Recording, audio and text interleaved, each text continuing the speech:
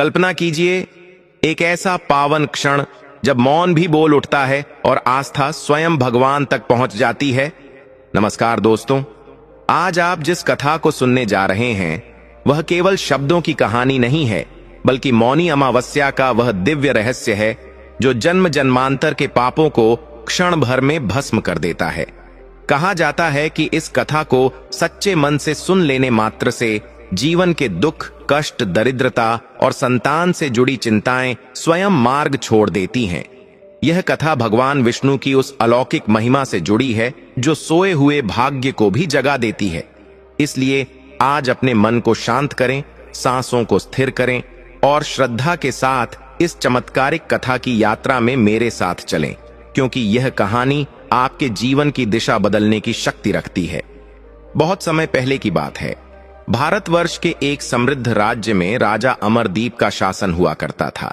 राजा अमरदीप न केवल शूरवीर थे, बल्कि वे धर्म और नीति का पालन करने वाले एक न्यायप्रिय राजा भी थे। उनकी प्रजा उन्हें पिता के समान पूजती थी, क्योंकि राजा ने अपने राज्य में किसी भी चीज की कमी नहीं होने दी थी। उनके खजाने हमेशा गरीबों और जरूरतमंदों के लिए खुले रहते थे। राजा अमरदीप की पत्नी थी रानी कंचन। रानी कंचन साक्षात ममता की मूरत थीं। वे ईश्वर की भक्ति में लीन रहने वाली और पतिव्रता नारी थीं। राजा और रानी के जीवन में धन, वैभव और सत्ता की कोई कमी नहीं थी, लेकिन उनके मन में एक गहरा दुख समाया हुआ था। यह दुख उनकी अपनी ही संतान, उनकी एकमात्र पुत्री राजकुमारी सौम्या को लेकर था। सौम्या, जो दिखने में तो अप्सराओं से भी सुंदर थी, लेकिन उसके कर्म और विचार अत्यंत दूषित थे। राजा ने उसे अच्छे से अच्छे संस्कार देने की कोशिश की, बड़े बड़े गुरुओं के पास भेजा, लेकिन सौम्या पर किसी भी ज्ञान का कोई प्रभाव नहीं पड़ा। जैसे जैसे सौम्या बड़ी हुई, उसकी संगति बिगड़ती गई। वह राजमहल की मर्यादाओं को तोड़कर गलत रास्ते पर चल पड़ी। राजा अमरदीप और रानी कंचन को जब पता चला कि उनकी पुत्री वैश्यावृत्ति जैसे निंदनीय कार्यों में लिप्त हो चुकी है, तो उनके पैरों तले जमीन खिसक गई। जिस कुल का नाम पीढ़ियों से उज्जवल था, उसे अपनी ही बेटी द्वारा कलंकित होते देख राजा अंदर ही अंदर घुटने लगे थे। वे रात दिन यही सोचते कि उन्होंने पिछले जन्म में ऐसा कौन सा पाप किया था जिसका दंड उन्हें इस रूप में मिल रहा है। समय बीतता गया। एक बार माघ मास आया।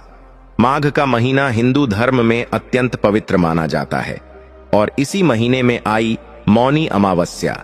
यह वह दिन है जब सूर्य और चंद्रमा का मिलन होता है और जगत के पालनहार भगवान विष्णु की विशेष कृपा बरसती है। पूरे राज्य में मौनी अमावस्या की तैयारियां चल रही थीं। प्रजा गंगा स्नान और दान पुण्य में लगी थी। राजा अमरदीप ने भी सोचा कि आज के दिन वे भी मौनी अमावस्या का व्रत रखेंगे और गंगा तट पर जाकर गुप्त दान करेंगे, ताकि शायद उनके पुण्य से उनकी पुत्री की बुद्धि सुधर जाए। लेकिन नियति को कुछ और ही मंजूर था। मौनी अमावस्या की वह काली रात थी। महल में सन्नाटा पसरा हुआ था। राजा अमरदीप के मन में बेचैनी थी। उन्हें नींद नहीं आ रही थी। वे अपने कक्ष से बाहर निकले और महल के गलियारों में टहलने लगे। टहलते टहलते वे उस हिस्से की ओर जा निकले जहां राजकुमारी सौम्या का कक्ष था। राजा के मन में आया कि एक बार देख लूं कि सौम्या सो रही है या नहीं। जैसे ही राजा अमरदीप सौम्या के कक्ष के पास पहुंचे, उन्हें अंदर से कुछ आवाजें सुनाई दी। राजा ठिठक गए। उनके मन में एक अनजाना भय बैठ गया। उन्होंने धीमे से दरवाजे को थोड़ा सा धकेला। दरवाजा हल्का सा खुला था। राजा ने जो दृश्य अंदर देखा, उसे देखकर उनकी आंखें फटी की फटी रह गईं। उनकी अपनी पुत्री एक पर पुरुष के साथ अत्यंत लज्जाजनक स्थिति में थी। मौनी अमावस्या जैसी पवित्र रात में जब पूरा संसार ईश्वर का ध्यान कर रहा था, उनकी पुत्री पाप के सागर में डूबी हुई थी। राजा अमरदीप का शरीर कांपने लगा। क्रोध और लज्जा से उनका चेहरा लाल हो गया, लेकिन वे कुछ बोल नहीं पाए। उनकी जुबान जैसे तालू से चिपक गई हो। एक पिता के लिए इससे बड़ा दुख और क्या हो सकता था कि वह अपनी ही संतान को इस तरह के अधर्म में लिप्त देखे। राजा वहां एक पल भी खड़े नहीं रह सके। वे लड़खड़ाते कदमों से वहां से भागे और सीधे अपने कक्ष में आकर गिर पड़े। उनकी आंखों से आंसुओं की धारा बह निकली। हे नारायण, यह क्या दिखा दिया आपने मुझे? क्या इसी दिन के लिए मैंने उसे पाल पोस कर बड़ा किया था? राजा का विलाप महल की दीवारों से टकरा रहा था। रानी कंचन, जो पूजा कर रही थीं, राजा की ऐसी हालत देखकर घबरा गईं। उन्होंने राजा को संभाला और पूछा, महाराज, क्या हुआ? आप इतने व्यथित क्यों हैं? राजा ने फफकते हुए रानी को सब कुछ बता दिया। रानी कंचन भी यह सुनकर पत्थर की मूरत बन गई। उस रात राजा और रानी दोनों ने निर्णय लिया कि अब वे इस जीवन का त्याग कर देंगे, क्योंकि इस कलंक के साथ जीना उनके लिए संभव नहीं था। लेकिन तभी रानी कंचन को अपने कुलगुरु की एक बात याद आ गई। उन्होंने राजा से कहा, स्वामी, आत्महत्या महापाप है। समस्या चाहे कितनी भी बड़ी हो, भगवान विष्णु के पास उसका समाधान अवश्य है। आज मौनी अमावस्या है, क्यों न हम अपने जीवन की डोर प्रभु के चरणों में सौंप दें। राजा अमरदीप ने आंसू पोंछे। उनकी आंखों में एक नई चमक आ गई, जो क्रोध की नहीं बल्कि वैराग्य की थी। उन्होंने कहा, तुम ठीक कहती हो देवी। अब इस राज्य, इस सुख और इस मोह का कोई अर्थ नहीं है। हम वन में जाएंगे और घोर तपस्या करेंगे। या तो प्रभु दर्शन देंगे और इस पाप से मुक्ति दिलाएंगे, या फिर हम अपने प्राण वहीं त्याग देंगे। उसी रात बिना किसी को बताए राजा अमरदीप और रानी कंचन ने राजसी वस्त्र त्याग दिए। उन्होंने साधारण वल्कला वस्त्र धारण किए और नंगे पैर ही महल से निकल पड़े। उन्होंने पीछे मुड़कर एक बार भी अपने भव्य महल या अपनी उस पापी पुत्री की ओर नहीं देखा। उनका लक्ष्य अब केवल और केवल भगवान विष्णु को प्रसन्न करना था। जंगल का रास्ता बीहड़ और कंटीला था। कंकड़ और पत्थर उनके पैरों को घायल कर रहे थे, लेकिन राजा और रानी के कदम नहीं रुके। वे ओम नमो भगवते वासुदेवाय का जाप करते हुए घने जंगल की ओर बढ़ते गए। घने जंगल का वह रास्ता बहुत ही डरावना और सुनसान था। जहां दिन में भी सूरज की रोशनी जमीन तक नहीं पहुंच पाती थी, वहां अब रात का गहरा अंधेरा छाया हुआ था। चारों तरफ से जंगली जानवरों की डरावनी आवाजें आ रही थीं। कभी शेर की दहाड़ सुनाई देती, तो कभी सियार के रोने की आवाजें वातावरण को और भी भयानक बना देती थीं। लेकिन राजा अमरदीप और रानी कंचन के कदम नहीं रुके। उनके मन में अब अपनी जान का कोई मोह नहीं बचा था। उनके कानों में अभी भी वही दृश्य गूंज रहा था जो उन्होंने महल में देखा था, और वह दृश्य उन्हें किसी भी जंगली जानवर से ज्यादा काट रहा था। चलते चलते उनके पैरों में बड़े बड़े कांटे चुभ गए थे। रानी कंचन, जिन्होंने कभी फूलों की सेज के अलावा कहीं पैर नहीं रखा था, आज उनके कोमल पैर पत्थरों से टकराकर लहूलुहान हो रहे थे। राजा की धोती झाड़ियों में फंसकर कई जगह से फट चुकी थी, लेकिन ओम नमो भगवते वासुदेवाय का जाप उनके लिए एक कवच का काम कर रहा था। उन्हें न तो दर्द का एहसास हो रहा था और न ही किसी डर का। उनका ध्यान केवल भगवान विष्णु के चरणों में लगा हुआ था। पूरी रात चलने के बाद जब पूर्व दिशा में हल्की सी लालिमा छाई और भोर का समय हुआ, तब वे जंगल के बीचों बीच एक नदी के किनारे पहुंचे। यह नदी बहुत ही शांत और निर्मल थी। मौनी अमावस्या की वह पावन सुबह थी।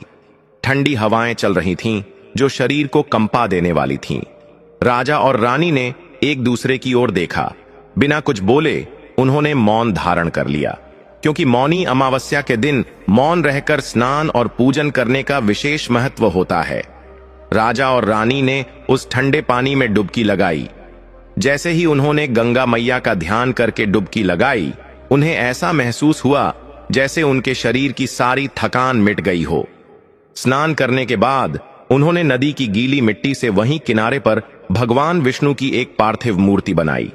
जंगल में जो भी कंद मूल और फूल मिले, उन्हें तोड़कर लाए और पूरी श्रद्धा के साथ भगवान के चरणों में अर्पित कर दिया।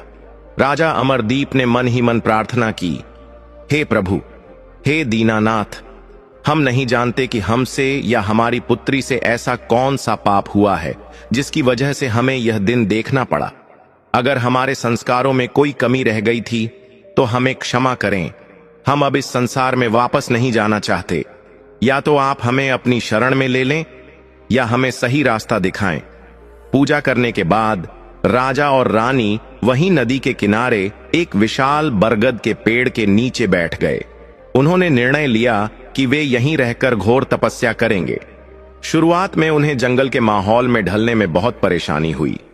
भूख लगने पर वे जंगल से गिरे हुए फल खा लेते और प्यास लगने पर नदी का पानी पी लेते। रात को वे उसी पेड़ के नीचे सूखी पत्तियों को बिछाकर सो जाते। कहां वो मखमली बिस्तर और कहां यह कंकरीली जमीन, लेकिन उनके संकल्प के आगे हर मुसीबत छोटी पड़ गई। धीरे धीरे समय बीतने लगा। सर्दी गई और गर्मी आ गई। जेठ की तपती दोपहर में जब जंगल के जानवर भी अपनी गुफाओं में छिप जाते थे, तब भी राजा और रानी पंचाग्नि तप करते। वे अपने चारों ओर आग जलाते और बीच में बैठकर भगवान विष्णु का ध्यान करते। उनका शरीर, जो कभी सोने जैसा चमकता था, अब धूप में तप कर काला पड़ गया था। शरीर की हड्डियां दिखने लगी थीं, बाल उलझकर जटाएं बन गए थे। उनके कपड़े जीर्ण शीर्ण होकर शरीर से अलग हो रहे थे, इसलिए उन्होंने पेड़ की छाल को ही अपने वस्त्र बना लिया था। बरसात का मौसम आया। मूसलाधार बारिश होती, बादलों की गर्जना से पूरा जंगल हिल जाता, लेकिन राजा और रानी अपनी समाधि से नहीं हिलते। पानी उनके ऊपर से बहता रहता, कीड़े मकोड़े उनके शरीर पर रेंगते, लेकिन वे अपनी भक्ति में इतने लीन हो चुके थे कि उन्हें अपने शरीर का भान ही नहीं रहा था। उनकी तपस्या इतनी कठोर थी कि जंगल के हिंसक पशु भी उनके पास आकर शांत हो जाते। शेर और हिरण एक साथ उनके पास बैठते और उनकी आभा को निहारते रहते। यह उनकी भक्ति का ही प्रभाव था कि उस क्षेत्र का पूरा वातावरण बदल गया था। एक दिन की बात है। राजा और रानी को तपस्या करते हुए कई साल बीत चुके थे। मौनी अमावस्या का ही दिन था। राजा अमरदीप और रानी कंचन अपनी आंखें बंद किए ध्यान में मग्न थे। तभी वहां से एक दिव्य महात्मा गुजर रहे थे। ये कोई साधारण साधु नहीं थे, बल्कि यह एक सिद्ध महापुरुष थे, जिनका नाम आर्षि वेदनिधि था।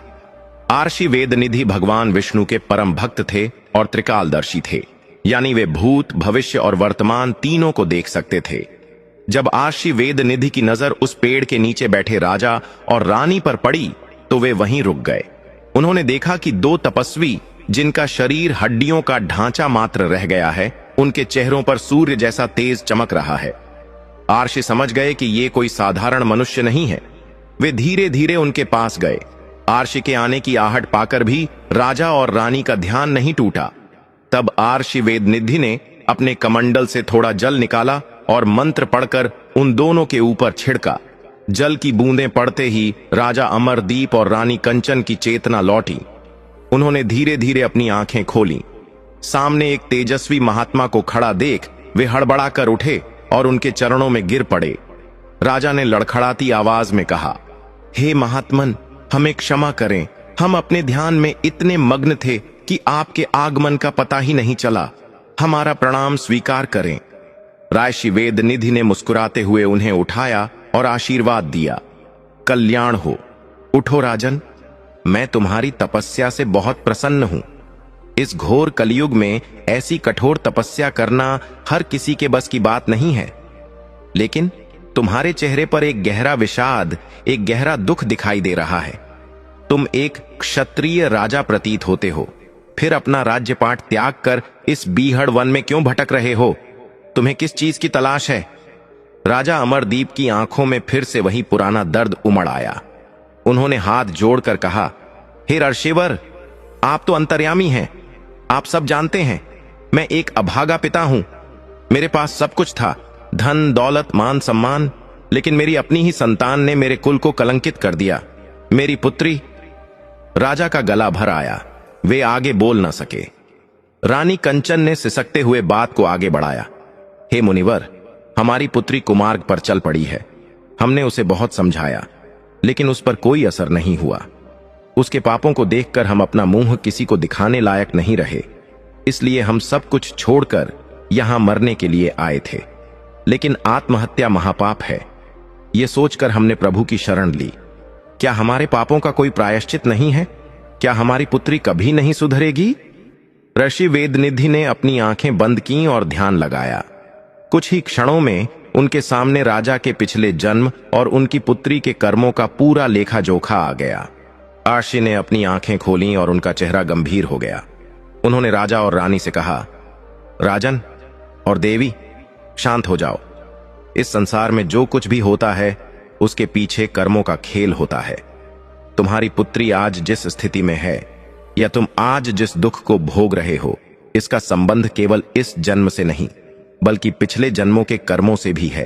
कभी कभी संतान का सुख हमें अपने पूर्व जन्म के आरण चुकाने के लिए ही नहीं मिलता, बल्कि वह हमें दंड देने के लिए हमारे घर जन्म लेती है। राजा अमरदीप ने आश्चर्य से पूछा, पूर्व जन्म के कर्म? हे गुरुदेव, हमने ऐसा कौन सा अपराध किया था?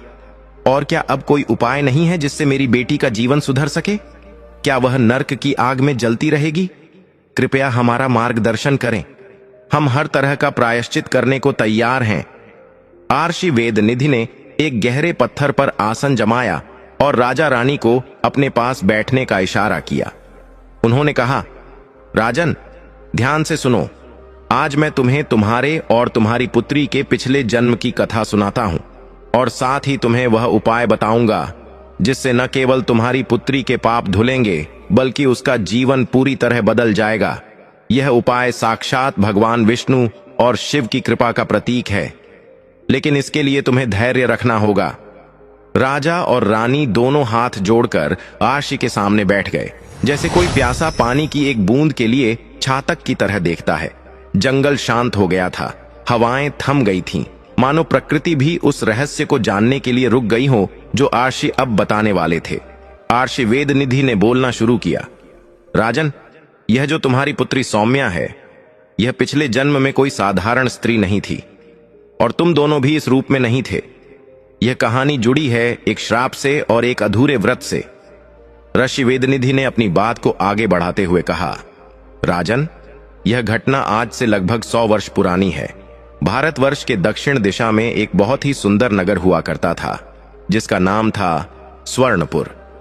वह नगर व्यापार का केंद्र था और वहां धन धान्य की कोई कमी नहीं थी। उसी स्वर्णपुर नगर में तुम दोनों पति पत्नी निवास करते थे। उस जन्म में तुम्हारा नाम धनंजय था और तुम्हारी पत्नी, जो अभी रानी कंचन है, उसका नाम कामिनी था। धनंजय, तुम उस नगर के सबसे बड़े सेठ थे। तुम्हारे पास इतना धन था कि तुम चाहते तो पूरे नगर को खरीद सकते थे। तुम्हारे गोदाम अनाज से भरे रहते थे और तिजोरियां सोने चांदी के सिक्कों से खनखनाती रहती थीं। लेकिन तुम्हारे अंदर एक बहुत बड़ी बुराई थी। वह बुराई थी लोभ और अहंकार। तुम्हारे पास धन तो कुबेर जैसा था, लेकिन तुम्हारा दिल एक सूखे हुए पत्ते से भी छोटा था। तुम दोनों पति पत्नी अत्यंत कृपण यानी कंजूस थे। तुम्हारे द्वार से आज तक कोई भी भिक्षु या साधु भोजन पाकर नहीं गया था। अगर कोई गलती से तुम्हारे घर के सामने आ भी जाता तो तुम उसे धक्के मारकर भगा देते थे।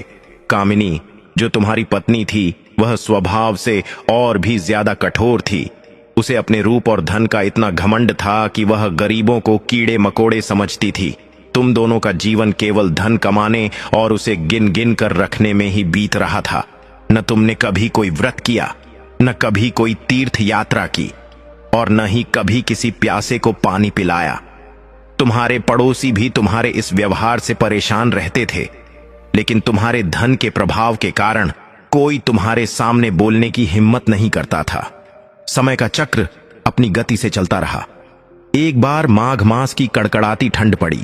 वह सर्दी इतनी भयानक थी कि लोग अपने घरों से निकलने में भी डर रहे थे।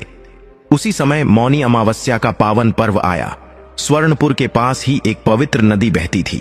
नगर के सभी लोग, चाहे वे अमीर हों या गरीब, ब्रह्म मुहूर्त में उठकर नदी की ओर स्नान करने जा रहे थे। लोग हर हर गंगे और जय भगवान विष्णु का जय घोष कर रहे थे। चारों तरफ भक्ति का माहौल था। लेकिन धनंजय और कामिनी, तुम दोनों अपने घर के अंदर रजाई में दुब के बैठे थे। जब तुमने बाहर लोगों का शोर सुना तो तुम अपनी पत्नी से बोले, देखो कामिनी, ये मूर्ख लोग इतनी ठंड में ठंडे पानी से मरने जा रहे हैं। पता नहीं इस नहाने धोने से क्या मिल जाएगा। अपना समय और नींद बर्बाद कर रहे हैं। कामिनी ने भी हंसते हुए कहा, सही कह रहे हैं स्वामी, हमारे पास इतना धन है, हमें किसी भगवान को मनाने की क्या जरूरत। ये सब तो गरीबों के चोंचले हैं। तुम दोनों अपने धन के नशे में इतने चूर थे कि तुमने उस पवित्र दिन का अपमान कर दिया। दोपहर का समय हुआ। तुम दोनों अपने घर के आंगन में बैठकर तरह तरह के स्वादिष्ट पकवान खा रहे थे। तुम्हारे भोजन की सुगंध घर के बाहर तक फैल रही थी। उसी समय तुम्हारे द्वार पर एक बहुत ही बूढ़ी और लाचार महिला आई। उसके शरीर पर फटे पुराने चिथड़े लटके हुए थे। ठंड के मारे उसका शरीर सूखे पत्ते की तरह कांप रहा था। उसका चेहरा झुर्रियों से भरा था और उसकी आंखें अंदर धंस गई थीं। वह कई दिनों से भूखी थी। पकवानों की सुगंध ने उसे तुम्हारे द्वार तक खींच लिया था। वह और कोई नहीं बल्कि एक अभागन विधवा थी, जिसका इस दुनिया में कोई नहीं था। उस बूढ़ी महिला ने कांपते हाथों से तुम्हारा दरवाजा खटखटाया। अंदर से तुमने आवाज लगाई, कौन है वहां? जो भी है, भाग जाओ यहां से, यहां कोई खैरात नहीं बंट रही। लेकिन भूख की पीड़ा ने उस बूढ़ी महिला को वहां से हटने नहीं दिया। उसने फिर से दरवाजा खटखटाया और बहुत ही कमजोर आवाज में बोली, माई बाप, मुझ पर दया करो। मैं 3 दिन से भूखी हूं। मुझे ज्यादा कुछ नहीं चाहिए, बस अपनी थाली से थोड़ा सा बचा हुआ अन्न दे दो। भगवान तुम्हारा भला करेगा। आज मौनी अमावस्या है। आज के दिन दान करने से तुम्हारे भंडार और भर जाएंगे। उसकी आवाज सुनकर कामिनी को बहुत गुस्सा आया। वह अपने हाथ में खाने की थाली लिए हुए ही दरवाजे पर आई। उसने दरवाजा खोला और उस बूढ़ी महिला को देखकर नाक भौं सिकोड़ ली। कामिनी चिल्लाई, अरे ओ बुढ़िया, तुझे शर्म नहीं आती? हम यहां शांति से भोजन कर रहे हैं और तू यहां भीख मांगने आ गई। मौनी अमावस्या है तो क्या हुआ? क्या हमने कोई लंगर खोल रखा है? निकल जा यहां से, वरना नौकरों से कहकर धक्के मरवाऊंगी। बूढ़ी महिला की आंखों में आंसू आ गए। उसने हाथ जोड़ते हुए कहा, बेटी, ऐसा मत कह। तुम्हारे पास तो बहुत कुछ है। अगर तुम मुझे एक रोटी का टुकड़ा भी दे दोगी तो मेरा पेट भर जाएगा और मेरी आत्मा तुम्हें दुआ देगी। देख, ठंड से मेरे प्राण निकल रहे हैं। तभी तुम यानी धनंजय भी वहां आ गए। तुमने देखा कि तुम्हारी पत्नी का मूड खराब हो रहा है। तुमने आव देखा ना ताव? उस लाचार बूढ़ी महिला को जोर से ठोकर मारी। वह बेचारी कमजोर बुढ़िया संभल नहीं पाई और वहीं तुम्हारे आंगन की कठोर जमीन पर गिर पड़ी। उसके घुटनों और कोहनियों से खून बहने लगा। वह दर्द से कराह उठी। हे राम, तुमने यह क्या किया? एक भूखी मां पर हाथ उठाया। तुमने अहंकार में कहा, बड़ी आई मां बनने वाली, उठ और दफा हो जा यहां से। अगर दोबारा यहां दिखाई दी तो कोड़े लगवाऊंगा। कामिनी ने भी अपनी क्रूरता की हद पार कर दी। उसने अपनी थाली में बचा हुआ झूठा पानी उस बुढ़िया के ऊपर फेंक दिया और बोली, ले, पी ले ये पानी और अपनी प्यास बुझा। हमारे घर का खाना तेरे जैसी भिखारियों के लिए नहीं है। वह बूढ़ी महिला, जो पहले ही भूख और ठंड से मर रही थी, उस अपमान और चोट को सहन नहीं कर सकी। वह वहीं जमीन पर पड़ी पड़ी तड़पने लगी। उसकी आंखों से आंसुओं की धार बह रही थी। लेकिन तुम दोनों को उस पर रत्ती भर भी दया नहीं आई। उल्टे तुमने अपने घर का भारी दरवाजा उसके मुंह पर जोर से बंद कर दिया और अंदर जाकर फिर से भोजन करने लगे। बाहर ठंड बढ़ती जा रही थी। वह बूढ़ी महिला तुम्हारे दरवाजे की चौखट पर पड़ी रही। वह उठने की कोशिश करती, लेकिन शरीर में ताकत ही नहीं बची थी। धीरे धीरे उसकी सांसें उखड़ने लगीं। मरते वक्त उसकी आंखों में तुम्हारे लिए भयंकर क्रोध था। उसने अपनी आखिरी सांस लेते हुए तुम्हारे बंद दरवाजे की ओर देखकर एक श्राप दिया। उसने कहा, हे अहंकारी धनंजय और कामिनी, जिस धन और जवानी के घमंड में तुमने आज एक असहाय, भूखी और लाचार स्त्री को ठुकराया है, जिस मौनी अमावस्या के पवित्र दिन तुमने धर्म का अपमान किया है, मैं तुम्हें श्राप देती हूं कि यह धन और यह मान सम्मान तुम्हारे किसी काम नहीं आएगा। मैं ही तुम्हारे घर वापस आऊंगी। मैं तुम्हारी ही संतान बनकर जन्म लूंगी और वही करूंगी जिससे तुम्हारा सिर शर्म से झुक जाए। जिस तरह आज मैं तुम्हारे दरवाजे पर रो रही हूं और तुम हंस रहे हो, अगले जन्म में तुम खून के आंसू रोओगे और मैं तुम्हारे कुल का नाश करने का कारण बनूंगी। तुम चाहकर भी मुझे त्याग नहीं पाओगे और न ही मुझे सुधार पाओगे। तुम्हारा यह अहंकार मिट्टी में मिल जाएगा। इतना कहकर उस बूढ़ी महिला ने तुम्हारे दरवाजे पर ही अपने प्राण त्याग दिए। आशी वेदनिधि की वाणी भारी हो गई। उन्होंने राजा अमरदीप और रानी कंचन की ओर देखा, जो अब भय और पश्चाताप से कांप रहे थे। ऋषि ने आगे कहा, राजन, वह बूढ़ी औरत कोई साधारण स्त्री नहीं थी। वह पूर्व जन्मों की एक तपस्विनी थी, जो अपने बुरे वक्त के कारण दुख भोग रही थी। लेकिन उसकी आत्मा बहुत शक्तिशाली थी। जब उसने तुम्हारे दरवाजे पर प्राण त्यागे तो उसका वह श्राप उसके प्राणों की शक्ति के साथ जुड़ गया। अगले दिन जब तुमने सुबह दरवाजा खोला तो तुमने उसकी लाश वहां पड़ी देखी, लेकिन तुम्हारे दिल में तब भी दया नहीं आई। तुमने नौकरों से कहकर उसकी लाश को एक कचरे के ढेर की तरह जंगल में फेंकवा दिया। न उसका अंतिम संस्कार किया, न उसके लिए कोई प्रार्थना की। उस महापाप का घड़ा भर चुका था। कुछ समय बाद उसी साल स्वर्णपुर में भयंकर अकाल पड़ा। तुम्हारा सारा व्यापार ठप हो गया। तुम्हारे गोदामों में आग लग गई और चोरों ने तुम्हारी तिजोरियां लूट लीं। तुम दोनों दाने दाने को मोहताज हो गए। बीमारी ने तुम्हें ऐसा जकड़ा कि तुम इलाज भी नहीं करा सके। अंत में तुम दोनों भी उसी भूख और प्यास से तड़प तड़प कर मरे जिस तरह तुमने उस बुढ़िया को मारा था। लेकिन कर्मों का हिसाब अभी बाकी था। मृत्यु के बाद तुम दोनों को यमराज के दंड भोगने पड़े। नरक की यातनाएं झेलने के बाद तुम्हारे पिछले कुछ पुण्य कर्मों के कारण तुम्हें फिर से मनुष्य योनि मिली और तुम राजा अमरदीप और रानी कंचन के रूप में जन्मे। भगवान ने तुम्हें फिर से धन और सत्ता दी ताकि देखा जा सके कि तुम सुधरे हो या नहीं, परंतु वह श्राप अभी भी तुम्हारे साथ चल रहा था। वह बूढ़ी महिला जिसकी तुमने निर्मम हत्या की थी, वही जीवात्मा तुम्हारी पुत्री सौम्या के रूप में तुम्हारे घर में जन्मी है।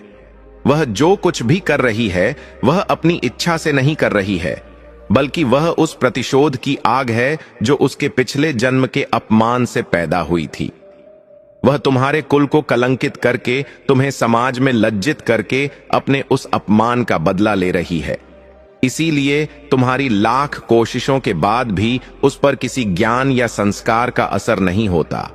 वह तुम्हारे लिए पुत्री नहीं बल्कि तुम्हारे पापों का जीवित दंड है। यह सुनकर रानी कंचन दहाड़े मारकर रोने लगी। राजा अमरदीप भी फूट फूट कर रो पड़े। वे अर्षि के चरणों में सिर पटकने लगे।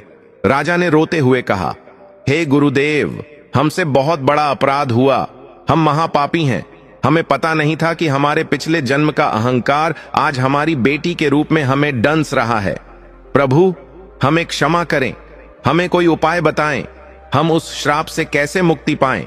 हम अपनी पुत्री को उस प्रतिशोध की आग से कैसे बाहर निकालें? क्या वह जीवन भर ऐसी ही रहेगी? क्या उसका उद्धार नहीं होगा? ऋषि वेदनिधि ने उन्हें शांत कराया। उन्होंने कहा, राजन, रोना बंद करो। पश्चाताप के आंसू सबसे बड़ा गंगा जल होते हैं।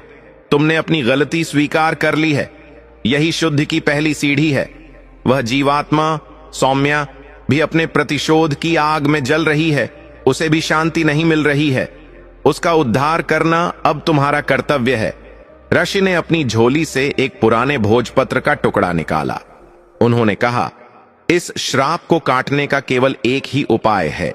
वह उपाय स्वयं भगवान विष्णु ने नारद जी को बताया था।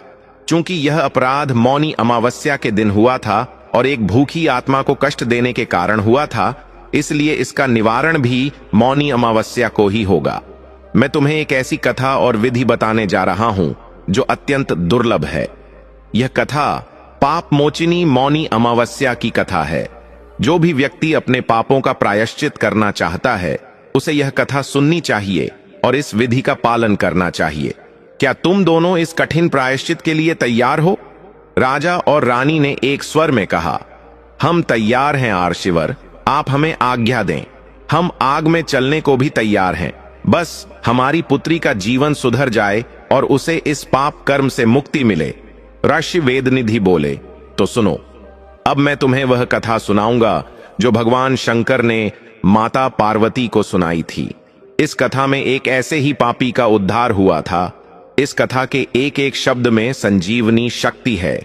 इसे ध्यान से सुनना, क्योंकि कथा के बीच में ही तुम्हें वह विधि पता चलेगी जो तुम्हें करनी है। आर्षि ने अपनी आंखें बंद की और एक श्लोक का उच्चारण किया। जंगल का वातावरण पूरी तरह बदल गया। ऐसा लगने लगा मानो स्वयं देवता भी आकाश मार्ग में रुककर वह कथा सुनने के लिए उत्सुक हो गए हों। आर्षि ने कहा, बहुत साल पहले विदर्भ देश में एक ब्राह्मण रहता था जिसका नाम था सुदेव। ऋषि वेदनिधि ने अपनी गंभीर और रहस्यमयी आवाज में कथा को आगे बढ़ाते हुए कहा, राजन, विदर्भ देश जो अपनी पवित्रता और विद्वानों के लिए जाना जाता था, वहीं एक छोटे से गांव में सुदेव नाम का एक ब्राह्मण रहता था। सुदेव का जन्म एक अत्यंत कुलीन और धर्मपरायण परिवार में हुआ था। उसके पिता पंडित दिवाकर पूरे क्षेत्र में वेदों के ज्ञाता माने जाते थे। उनके घर में रोज यज्ञ होते, मंत्रों का उच्चारण होता और अतिथियों का सत्कार होता था। पंडित दिवाकर का सपना था कि उनका पुत्र सुदेव भी बड़ा होकर उनका नाम रोशन करेगा और धर्म की पताका को आगे बढ़ाएगा। लेकिन जैसे कीचड़ में कमल खिलता है, वैसे ही कभी कभी अच्छे कुल में भी कुछ संस्कारी संतान जन्म ले लेती है। सुदेव बचपन से ही उद्दंड स्वभाव का था। उसे पूजा पाठ में रत्ती भर भी रुचि नहीं थी। जब उसके पिता उसे वेद पढ़ाने बैठाते तो उसका मन खेलकूद और शरारतों में लगा रहता। माता पिता ने सोचा कि शायद उम्र के साथ सुदेव सुधर जाएगा, लेकिन जैसे जैसे वह बड़ा हुआ उसके लक्षण और भी बिगड़ते गए। जवानी की दहलीज पर कदम रखते ही सुदेव बुरी संगति में पड़ गया। गांव के जो सबसे आवारा और दुष्ट युवक थे वे सुदेव के मित्र बन गए। सुदेव ने वह सब कुछ करना शुरू कर दिया जो एक ब्राह्मण कुमार के लिए वर्जित था। उसने मदिरा पान शुरू कर दिया, जुए की लत लगा ली और चोरी चकारी में भी हाथ साफ करने लगा। उसके पिता ने उसे बहुत समझाया। वे उसे धर्म और कर्म की बातें बताते, नरक के कष्टों का वर्णन करते, लेकिन सुदेव पर मानो किसी पिशाच का साया था। वह अपने पिता की बातों पर जोर जोर से हंसता और उनका मजाक उड़ाता। एक दिन की बात है, सुदेव के घर में उसके पिता की तबीयत बहुत खराब थी। वे मृत्यु शैया पर थे और पानी मांग रहे थे। घर में उस समय और कोई नहीं था। सुदेव वहां आया, लेकिन उसने अपने तड़पते पिता को पानी देने के बजाय घर में रखे हुए कुछ पैसे चुराए और जुआ खेलने चला गया। उसके पिता ने पानी पानी पुकारते हुए अपने प्राण त्याग दिए। सुदेव जब रात को नशे में धुत होकर लौटा तो उसने देखा कि पिता मर चुके हैं, लेकिन उसके पत्थर दिल पर कोई असर नहीं हुआ। उसने न तो पिता का सही विधि विधान से अंतिम संस्कार किया और न ही उनके लिए कोई श्राद्ध कर्म किया। पिता की मृत्यु के बाद सुदेव पर से हर तरह का अंकुश हट गया। उसने अपनी विधवा मां को भी घर से निकाल दिया। बेचारी मां रोती बिलखती गांव के एक मंदिर में शरण लेने को मजबूर हो गई और वहीं भीख मांगकर अपना पेट भरने लगी। इधर सुदेव ने अपने पिता की सारी जमा पूंजी, घर बार और खेत खलिहान सब कुछ जुए और शराब में उड़ा दिया। जब उसके पास कुछ नहीं बचा तो उसके उन दोस्तों ने भी उसका साथ छोड़ दिया जिनके लिए उसने अपना सब कुछ लुटा दिया था। अब सुदेव दाने दाने को मोहताज हो गया। वह गांव गांव भटकने लगा। भूख मिटाने के लिए उसने चोरी करना शुरू कर दिया। कभी किसी के घर से अनाज चुराता तो कभी किसी यात्री का धन लूट लेता। पाप का घड़ा भरता जा रहा था। वह धर्म, ईश्वर और मानवता को पूरी तरह भूल चुका था। उसका जीवन एक पशु से भी बदतर हो गया था। समय बीतता गया। एक बार सुदेव भटकते भटकते एक घने जंगल में जा पहुंचा। वह अमावस की रात थी और संयोग से वह मौनी अमावस्या की ही रात थी। लेकिन सुदेव को इन तिथियों का कोई ज्ञान नहीं था। उसे तो बस अपनी भूख और प्यास की चिंता थी। जंगल में उसे एक हिरण दिखाई दिया।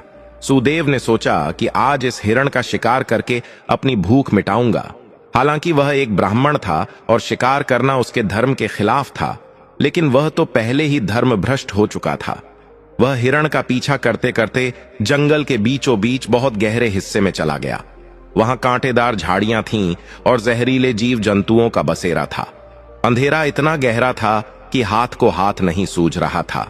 हिरण तो उसकी आंखों से ओझल हो गया, लेकिन सुदेव रास्ता भटक गया। वह प्यास से व्याकुल हो उठा। उसका गला सूख कर कांटा हो गया था। वह पानी की तलाश में इधर उधर भागने लगा। तभी झाड़ियों में छिपे एक अत्यंत विषैले काले नाग ने सुदेव के पैर में डस लिया। सांप का जहर इतना तेज था कि सुदेव के पूरे शरीर में आग लग गई। वह दर्द से चीखने लगा। उसका शरीर नीला पड़ने लगा। जंगल में उसकी चीख सुनने वाला कोई नहीं था। वह जमीन पर लोटपोट होने लगा। उसके मुंह से झाग निकलने लगा।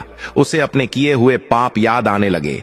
पिता की तड़प, मां के आंसू और वे सभी अधर्म जो उसने किए थे।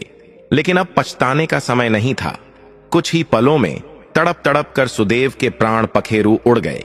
चूंकि सुदेव की मृत्यु अकाल हुई थी और उसने जीवन भर केवल पाप ही किए थे, इसलिए उसे मुक्ति नहीं मिली। न तो उसका अंतिम संस्कार हुआ और न ही किसी ने उसके लिए पिंडदान किया। उसकी आत्मा अधर में लटक गई। अपने पापों के कारण वह एक भयानक ब्रह्म राक्षस बन गया। ब्रह्म राक्षस एक ऐसी योनि होती है जिसमें आत्मा को बहुत अधिक कष्ट भोगना पड़ता है। उसे भूख और प्यास लगती है, लेकिन वह कुछ खा पी नहीं सकता। सुदेव की आत्मा उसी जंगल में एक सूखे हुए बरगद के पेड़ पर निवास करने लगी। वह पेड़ भी उसके पापों के प्रभाव से पूरी तरह सूख गया था। उस पर एक भी पत्ता नहीं था। सुदेव, जो अब एक प्रेत योनि में था, दिन रात उस पेड़ पर उल्टा लटक कर रोता रहता था। उसे ऐसा लगता जैसे उसके पेट में आग जल रही हो। वह चिल्लाता, पानी, थोड़ा सा पानी, लेकिन वहां उसे पानी देने वाला कोई नहीं था। सर्दी, गर्मी और बरसात, हर मौसम की मार उसकी आत्मा को सहनी पड़ती थी। उसका रूप अत्यंत डरावना हो गया था। आंखें अंगारों की तरह लाल, बाल बिखरे हुए और शरीर काला पड़ गया था। जो भी राहगीर उस रास्ते से गुजरता, सुदेव की आत्मा उसे डराने की कोशिश करती, लेकिन वह किसी को छू नहीं सकता था। वह बस अपनी ही आग में जल रहा था। इसी तरह कष्ट भोगते हुए उसे 100 वर्ष बीत गए। 100 साल बाद एक चमत्कार हुआ। विदर्भ देश का ही एक अन्य ब्राह्मण, जिसका नाम सोम शर्मा था, तीर्थ यात्रा के लिए निकला था। सोम शर्मा एक परम ज्ञानी और सदाचारी व्यक्ति थे। वे गंगा स्नान के लिए प्रयागराज जा रहे थे। रास्ता छोटा करने के लिए उन्होंने उसी जंगल का मार्ग चुना जहां सुदेव का प्रेत निवास करता था। दोपहर का समय था। सूरज सिर पर तप रहा था। सोम शर्मा चलते चलते थक गए थे। उन्होंने देखा कि सामने एक पुराना बरगद का पेड़ है। सोचा कि थोड़ी देर इसकी छांव में विश्राम कर लूं। जैसे ही सोम शर्मा उस सूखे पेड़ के नीचे बैठे, उन्हें एक अजीब सी सिहरन महसूस हुई। हवा अचानक रुक गई और वातावरण में एक दुर्गंध फैल गई। तभी पेड़ के ऊपर से एक भारी और डरावनी आवाज आई, कौन है तू जो मेरी सीमा में आया है? भाग जा यहां से, वरना मैं तुझे खा जाऊंगा। सोम शर्मा पहले तो घबरा गए, लेकिन वे एक तपस्वी ब्राह्मण थे। उन्होंने अपने कमंडल से जल निकाला और अपने चारों ओर एक सुरक्षा घेरा बना लिया। उन्होंने ऊपर की ओर देखा और निर्भीकता से पूछा, मैं एक यात्री हूं, मैं किसी का बुरा नहीं चाहता। तुम कौन हो भाई, और इस निर्जन वन में इस तरह क्यों चिल्ला रहे हो? तुम्हारी आवाज में क्रोध से ज्यादा पीड़ा सुनाई दे रही है।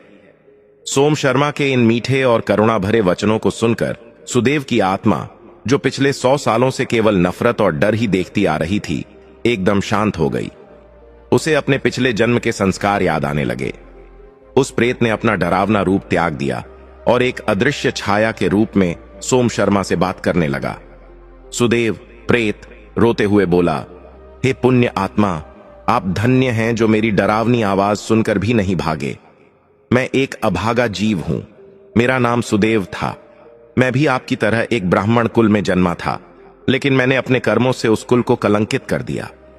मैंने अपने माता पिता को सताया, शराब और जुए में अपना जीवन बर्बाद किया और अंत में इसी जंगल में तड़प तड़प कर मारा गया। अब मैं ब्रह्म राक्षस बनकर इस सूखे पेड़ पर लटक रहा हूं। 100 साल हो गए। मेरे गले से पानी की एक बूंद नहीं उतरी है। भूख से मेरी अंतड़ियां खिंच रही हैं। कृपया मुझ पर दया करें, मेरा उद्धार करें। सोम शर्मा का हृदय द्रवित हो गया। उन्होंने पूछा, हे सुदेव, तुम्हारे पाप तो बहुत बड़े हैं। माता पिता का अपमान और धर्म का त्याग सबसे बड़ा पाप है, लेकिन ईश्वर की कृपा असीम है। बताओ, मैं तुम्हारे लिए क्या कर सकता हूं? क्या तुम्हारे परिवार में कोई है जो तुम्हारा श्राद्ध कर सके? प्रेत ने सिसकते हुए कहा, नहीं महात्मन, मेरा कोई नहीं है। मैंने अपने कर्मों से अपना वंश ही समाप्त कर दिया। अब केवल आप ही मेरा सहारा हैं। आप तीर्थ यात्रा पर जा रहे हैं। क्या वेदों में ऐसा कोई उपाय नहीं है जिससे मेरे जैसे महापापी को भी मुक्ति मिल सके? अगर आप मेरा उद्धार नहीं करेंगे तो मैं कल्पों तक इसी तरह भूख और प्यास से तड़पता रहूंगा। ऋषि वेदनिधि ने राजा अमरदीप और रानी कंचन की ओर देखा, जो इस कहानी को बहुत ध्यान से सुन रहे थे। ऋषि ने कहा, राजन, ध्यान दो। यह स्थिति ठीक वैसी ही थी जैसी आज तुम्हारी पुत्री सौम्या की है। वह भी अपने पापों के कारण जीवित प्रेत के समान है। उसका शरीर तो राजमहल में है, लेकिन उसकी आत्मा विकारों की आग में जल रही है। सोम शर्मा सोच में पड़ गए।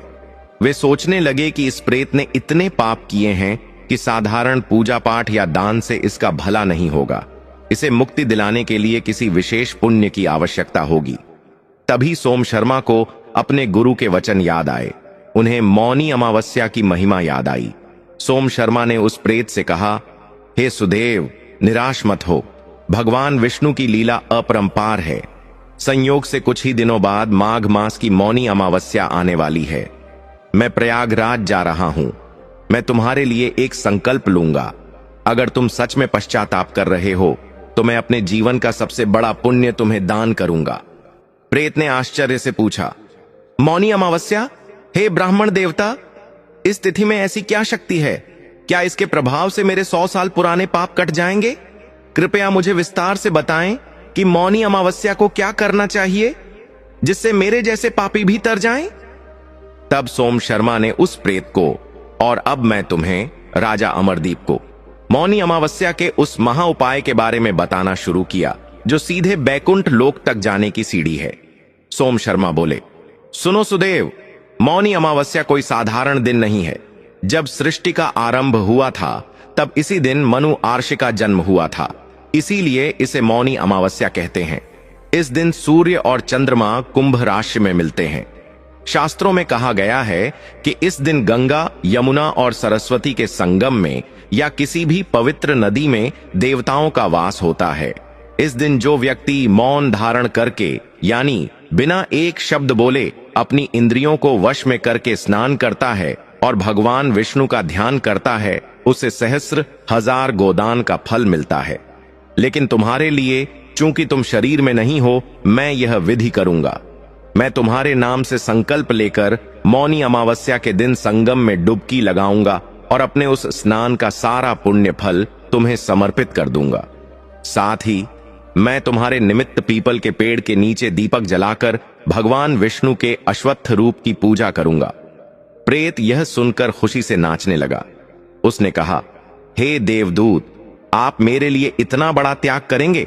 आप अपना पुण्य मुझे दे देंगे? सोम शर्मा ने कहा, हां सुदेव, क्योंकि परोपकार से बड़ा कोई धर्म नहीं है। एक दुखी आत्मा को मुक्ति दिलाना 100 यज्ञों के बराबर है। लेकिन याद रखना, जिस क्षण मैं वहां तर्पण करके जल छोड़ूंगा, उसी क्षण तुम्हें अपनी यह प्रेत योनि त्यागनी होगी और भगवान के धाम जाना होगा। आर्षवेद निधि ने राजा अमरदीप से कहा, राजन, सोम शर्मा ने अपना वचन निभाया। मौनी अमावस्या के दिन उन्होंने प्रयागराज के संगम तट पर कड़कड़ाती ठंड में मौन रहकर स्नान किया। उन्होंने सूर्य देव को अर्घ्य दिया और फिर हाथ में जल लेकर संकल्प किया, हे नारायण, आज मैंने मौन रहकर जो भी पुण्य अर्जित किया है वह मैं उस अभागे सुदेव की आत्मा को अर्पित करता हूं। उसे इस प्रेत योनि से मुक्ति मिले। जैसे ही सोम शर्मा ने वह जल जमीन पर छोड़ा, वहां जंगल में एक अद्भुत घटना घटी। उस सूखे हुए बरगद के पेड़ के पास अचानक एक दिव्य प्रकाश फैला। उस प्रकाश के बीच में से सुदेव एक दिव्य पुरुष के रूप में प्रकट हुआ। उसका डरावना रूप गायब हो गया था। उसने सुंदर पीतांबर वस्त्र धारण किए हुए थे और उसके गले में तुलसी की माला थी। एक दिव्य विमान आकाश से उतरा। सुदेव ने हाथ जोड़कर मानसिक रूप से सोम शर्मा को प्रणाम किया और वह विमान में बैठकर विष्णु लोक को चला गया। तो राजन, यह है मौनी अमावस्या के पुण्य की शक्ति। जो पुण्य दूसरे को दान करने से एक ब्रह्म राक्षस को मुक्ति दिला सकता है। सोचो, अगर तुम स्वयं विधि विधान से यह व्रत और पूजन करोगे तो क्या तुम्हारी पुत्री का श्राप नहीं मिटेगा? अवश्य मिटेगा। राजा अमरदीप यह कथा सुनकर गदगद हो गए। उनके मन में जो निराशा के बादल छाए थे वे अब छंटने लगे थे। उन्होंने आर्षि के चरण पकड़ लिए और कहा, हे गुरुदेव, आपने हमारी आंखें खोल दी। हम भी तैयार हैं। कृपया हमें वह विधि बताएं जो हमें करनी है। हमें क्या करना होगा, कैसे मौन रहना होगा और पूजा में क्या सामग्री लगेगी? हम एक भी गलती नहीं करना चाहते। ऋषि वेदनिधि मुस्कुराए और बोले, राजन, अब ध्यान से वह गुप्त विधि सुनो जो तुम्हें और रानी कंचन को आने वाली मौनी अमावस्या पर करनी है। यह विधि बहुत कठिन है, लेकिन इसका फल निश्चित है। तुम्हें जंगल में ही रहकर यह अनुष्ठान पूरा करना होगा। ऋषि वेदनिधि ने राजा अमरदीप और रानी कंचन को एकटक देखते हुए अपनी बात शुरू की। जंगल में सन्नाटा था। केवल ऋषि की गंभीर आवाज गूंज रही थी। उन्होंने कहा, राजन और देवी कंचन, ध्यान से सुनो। मौनी अमावस्या का व्रत सबसे कठिन व्रतों में से एक है, क्योंकि इसमें केवल जुबान को बंद रखना काफी नहीं है, बल्कि मन के शोर को भी शांत करना पड़ता है। तुम्हें आने वाली मौनी अमावस्या को यह अनुष्ठान करना है। सबसे पहले तुम्हें ब्रह्म मुहूर्त में, यानी सूर्य निकलने से लगभग 1.5 घंटे पहले उठना होगा। उठते ही तुम्हें मौन धारण करना होगा। याद रहे, चाहे कुछ भी हो जाए, तुम्हारे मुंह से एक शब्द या उह आह की आवाज भी नहीं निकलनी चाहिए। अगर व्रत के बीच में मौन टूटा तो संकल्प खंडित हो जाएगा और तुम्हारी पुत्री का उद्धार नहीं हो पाएगा। उठने के बाद तुम्हें इस पवित्र नदी के जल में काले तिल मिलाने हैं। तिल पापों का नाश करते हैं। उस तिल मिले जल से तुम्हें स्नान करना है। स्नान करते समय मन ही मन ओम नमो भगवते वासुदेवाय का जाप चलता रहना चाहिए। शरीर ठंडे पानी से कांपेगा, लेकिन तुम्हारी आस्था नहीं डगमगानी चाहिए। स्नान के बाद तुम्हें गीले वस्त्रों में ही नदी के किनारे पीपल के उस प्राचीन वृक्ष के पास जाना है। पीपल के वृक्ष में साक्षात भगवान विष्णु का वास होता है। तुम्हें वहां गाय के शुद्ध घी का एक दीपक जलाना है। अगर घी न मिले तो तिल के तेल का दीपक जलाना।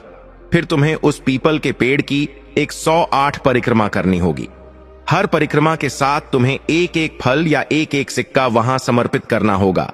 चूंकि तुम वन में हो तो तुम 108 जंगली फूल या 108 तुलसी के पत्ते अर्पित करना। और अंत में जो सबसे महत्वपूर्ण विधि है, तर्पण।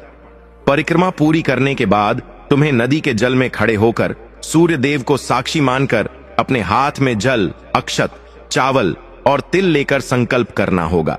तुम्हें कहना होगा, हे सृष्टि के पालनहार, आज मौनी अमावस्या के दिन हमने जो भी जप, तप, स्नान और मौन व्रत किया है, इसका सारा पुण्य फल हम अपनी पुत्री सौम्या को दान करते हैं। उसके पिछले जन्म के पाप नष्ट हों और उसकी बुद्धि निर्मल हो जाए। जैसे ही तुम यह जल छोड़ोगे, चमत्कार होगा। राजा और रानी ने आर्ष की हर बात को अपने मन में उतार लिया। उन्होंने आर्ष के चरण स्पर्श किए और आर्षवेद निधि उन्हें आशीर्वाद देकर वहां से अंतर्ध्यान हो गए। अब राजा और रानी के पास केवल 3 दिन बचे थे। वे दोनों उस महादिवस की तैयारी में जुट गए। उन्होंने जंगल से चुन चुनकर 108 सबसे सुंदर फूल इकट्ठे किए। उन्होंने सूखी लकड़ियां जमा की और अपनी कुटिया को साफ किया। उनके मन में एक ही धुन थी, अपनी बेटी का उद्धार। वे जानते थे कि यह उनकी आखिरी उम्मीद है। आखिरकार वह रात आ ही गई, मौनी अमावस्या की रात। आकाश में चांद नहीं था, चारों तरफ गहरा अंधेरा था। राजा और रानी पूरी रात सोए नहीं। वे बस भगवान का ध्यान करते रहे। जैसे ही ब्रह्म मुहूर्त हुआ, आकाश में तारे टिमटिमा रहे थे। राजा और रानी अपनी कुटिया से बाहर निकले। उन्होंने एक दूसरे की ओर देखा और इशारों में ही संकल्प लिया कि अब से पूजा संपन्न होने तक वे पूरी तरह मौन रहेंगे। उन्होंने अपने होंठ कसकर बंद कर लिए। जंगल की ठंडी हवा हड्डियों को जमा देने वाली थी। वे नदी की ओर बढ़े। नदी का पानी बर्फ जैसा ठंडा था। जैसे ही राजा ने पानी में पैर रखा, उनका पूरा शरीर सुन्न पड़ गया। एक पल के लिए मन ने कहा कि बाहर निकल जाओ, लेकिन अगले ही पल उन्हें अपनी बेटी का चेहरा याद आ गया। उन्होंने मुट्ठी भर काले तिल पानी में डाले और डुबकी लगा दी। रानी कंचन ने भी पति का अनुसरण किया। ठंडे पानी में डुबकी लगाते ही उनकी सांस अटक गई। मुंह से चीख निकलने ही वाली थी, लेकिन उन्होंने अपने होठों को दांतों से दबा लिया। मौन नहीं टूटना चाहिए। उन्होंने मन ही मन भगवान विष्णु को पुकारा। स्नान करने के बाद वे कांपते हुए शरीर के साथ बाहर आए और गीले कपड़ों में ही पीपल के वृक्ष की ओर बढ़े। उन्होंने पीपल की जड़ में जल चढ़ाया और वहां जंगल की जड़ी बूटियों से बनाया गया तेल का दीपक जलाया। दीपक की लौ हवा में फड़फड़ा रही थी, मानो वह उनकी परीक्षा ले रही हो। राजा और रानी ने अपने हाथों से हवा को रोका और लौ को स्थिर किया। फिर शुरू हुई परिक्रमा। पहली परिक्रमा, ओम नमो भगवते वासुदेवाय। उन्होंने एक फूल चढ़ाया। दूसरी परिक्रमा, पैर पत्थरों से छिल रहे थे, लेकिन वे रुके नहीं। 50वीं परिक्रमा, भूख और प्यास से गला सूख रहा था, चक्कर आ रहे थे। शरीर जवाब दे रहा था, लेकिन इच्छा शक्ति चट्टान की तरह मजबूत थी। 100वीं परिक्रमा, अब उनके पैरों से खून रिसने लगा था। रानी कंचन लड़खड़ाकर गिरने ही वाली थीं कि राजा ने उन्हें इशारे से संभाला। उन्होंने हार नहीं मानी और अंत में 108वीं परिक्रमा पूरी हुई। उन्होंने अंतिम फूल भगवान के चरणों में रखा और साष्टांग दंडवत प्रणाम किया। उनकी आंखों से आंसुओं की धार बह रही थी, लेकिन मौन अभी भी कायम था। अब अंतिम चरण बाकी था, संकल्प और दान। सूरज की पहली किरण पूर्व दिशा में दिखाई दी। राजा और रानी नदी के बीच धारा में जाकर खड़े हो गए। पानी उनकी कमर तक था। उन्होंने अपनी अंजुली में जल, तिल और फूल लिए। उन्होंने अपनी आंखें बंद कीं और पूरी श्रद्धा से अपने हृदय की आवाज भगवान तक पहुंचाई। राजा ने मन ही मन कहा, हे नारायण, मेरे जीवन भर की कमाई, मेरी तपस्या और आज के इस कठिन मौनी अमावस्या व्रत का एक एक कण मैं अपनी पुत्री सौम्या को समर्पित करता हूं। उसे पापों से मुक्त करो प्रभु। रानी ने भी मन ही मन यही प्रार्थना की और एक साथ दोनों ने अपनी अंजुली का जल नदी में छोड़ दिया। ठीक उसी समय वहां से कोसों दूर राजधानी के राजमहल में एक अद्भुत घटना घट रही थी। राजकुमारी सौम्या अपने कक्ष में मखमल के बिस्तर पर सो रही थी। उसका जीवन अभी भी उसी अंधकार में डूबा हुआ था। लेकिन जैसे ही जंगल में राजा और रानी ने संकल्प का जल छोड़ा, सौम्या को अपनी नींद में एक भयानक सपना आया। उसने देखा कि एक बहुत ही डरावनी काली छाया उसके शरीर को जकड़े हुए है। वह छाया उसे नोच रही है, उसे काट रही है। सौम्या सपने में ही चिल्लाई, बचाओ बचाओ। अचानक उसे एक दिव्य प्रकाश दिखाई दिया। वह प्रकाश धीरे धीरे बढ़ा और उस काली छाया को जलाने लगा। सौम्या ने देखा कि वह काली छाया, जो दरअसल उस बूढ़ी औरत का श्राप था, एक काले धुएं के रूप में उसके शरीर से बाहर निकल रही है। सौम्या का शरीर तपने लगा। उसे ऐसा महसूस हुआ जैसे वह आग की भट्टी में जल रही है। यह उसके पापों के जलने की पीड़ा थी। वह पसीने से लथपथ होकर हड़बड़ाकर उठ बैठी। उसका दिल जोर जोर से धड़क रहा था। लेकिन जैसे ही वह उठी, उसे एक अजीब सा हल्कापन महसूस हुआ। ऐसा लगा जैसे उसके सिर से मनोभारी बोझ उतर गया हो। उसके दिमाग से काम, क्रोध और मोह का वह पर्दा हट गया जो सालों से पड़ा हुआ था। सौम्या ने अपने कमरे को देखा। उसे हर चीज से घिन आने लगी। मदिरा की बोतलें, गंदे चित्र और विलासिता का सामान, जिनसे वह कल तक प्यार करती थी, आज वे उसे जहर जैसे लग रहे थे। वह आईने के सामने गई। उसने अपनी आंखों में देखा। आज उसकी आंखों में वह बेशर्मी नहीं थी, बल्कि एक गहरा पश्चाताप था। उसे अचानक अपने माता पिता की याद आई। पिताजी, मां।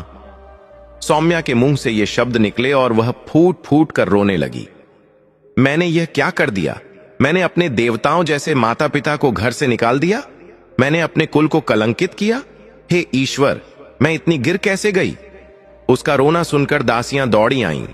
उन्होंने देखा कि जो राजकुमारी कल तक उन्हें गालियां देती थी, वह आज जमीन पर बैठकर बच्चों की तरह रो रही है। सौम्या ने दासियों के पैर पकड़ लिए और कहा, मुझे माफ कर दो। मैंने तुम सबको बहुत सताया है। मुझे मेरे माता पिता के पास ले चलो। मुझे उनसे माफी मांगनी है।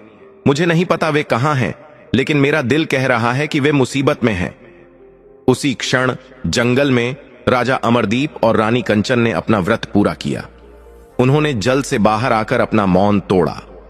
राजा ने कहा, हे प्रभु, अब सब कुछ तेरे हाथ में है। रानी बोली, स्वामी, मुझे ऐसा क्यों लग रहा है कि हमारी पुकार सुन ली गई है? मेरा मन बहुत शांत हो गया है। तभी जंगल के रास्ते पर धूल उड़ती दिखाई दी। घोड़ों की टापों की आवाज आई। राजा और रानी ने ध्यान से देखा। कुछ सैनिक और एक रथ उनकी ओर आ रहा था। रथ जैसे ही नदी के किनारे रुका, उसमें से एक दुबली पतली लड़की साधारण वस्त्रों में नंगे पैर दौड़ती हुई आई। वह कोई और नहीं, राजकुमारी सौम्या थी। लेकिन यह वह सौम्या नहीं थी जो महलों में रहती थी। यह एक पश्चातापी बेटी थी। सौम्या दौड़ते हुए आई और सीधे कीचड़ और रेत में सने अपने माता पिता के चरणों में गिर पड़ी।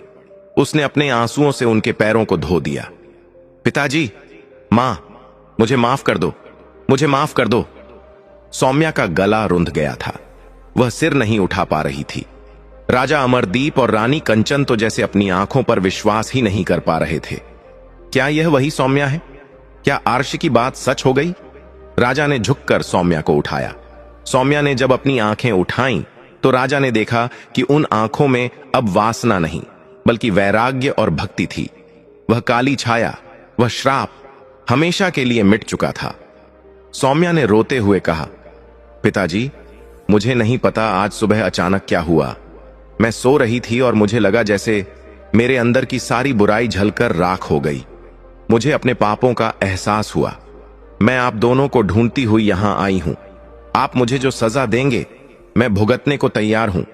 चाहो तो मुझे मार डालो, लेकिन मुझे अपने से दूर मत करो। रानी कंचन ने अपनी बेटी को सीने से लगा लिया। मां और बेटी दोनों लिपटकर रोने लगीं। यह मिलन आंसुओं का था, लेकिन यह खुशी के आंसू थे। राजा अमरदीप ने आसमान की ओर हाथ जोड़े और कहा, हे नारायण, आपकी लीला अपरंपार है। मौनी अमावस्या के पुण्य ने असंभव को संभव कर दिया। राजा, रानी और सौम्या वापस अपने राज्य लौट आए, लेकिन अब उनका जीवन बदल चुका था। सौम्या ने विवाह नहीं किया। उसने अपना पूरा जीवन भगवान विष्णु की भक्ति और समाज सेवा में लगा दिया। जिस सौम्या को लोग नफरत से देखते थे, अब वही सौम्या राज्य की सबसे बड़ी साध्वी बन गई थी। उसने जगह जगह अन्न क्षेत्र खोले, अनाथालय बनवाए और गरीबों की सेवा की। उसने अपने पिछले जन्म के पाप यानी उस बूढ़ी औरत के श्राप को अपनी सेवा और भक्ति से पूरी तरह धो दिया। राजा अमरदीप ने भी अपना बाकी जीवन धर्म के कार्यों में बिताया। उन्होंने मौनी अमावस्या के महत्व को पूरे राज्य में फैलाया। हर साल माघ मास की अमावस्या को उनके राज्य में कोई भी भूखा नहीं सोता था। हर घर में दीप जलते और हर जुबान पर भगवान का नाम होता। अगर आपके जीवन में भी कोई परेशानी है, घर में कलह है या संतान को लेकर चिंता है, तो आने वाली मौनी अमावस्या को आप भी सच्चे मन से व्रत रखें। जरूरी नहीं कि आप जंगल जाएं। आप अपने घर पर ही मौन रहकर भगवान विष्णु का ध्यान करें और किसी जरूरतमंद को अन्न या वस्त्र का दान करें। विश्वास मानिए, आपके जीवन के सारे कष्ट भी वैसे ही मिट जाएंगे जैसे राजा अमरदीप के मिट गए। उम्मीद है आपको यह कहानी पसंद आई होगी और इससे कुछ सीखने को मिला होगा। अगर यह कहानी आपके दिल को छू गई है तो कमेंट बॉक्स में जय श्री हरि विष्णु या ओम नमो भगवते वासुदेवाय लिखना न भूलें। और हां, इस वीडियो को अपने परिवार और दोस्तों के साथ शेयर जरूर करें ताकि उन्हें भी मौनी अमावस्या का महत्व पता चले और वे भी पुण्य के भागी बने। मिलते हैं एक और नई और शिक्षाप्रद कहानी के साथ। तब तक के लिए अपना ख्याल रखें, खुश रहें और भक्ति के मार्ग पर चलते रहें।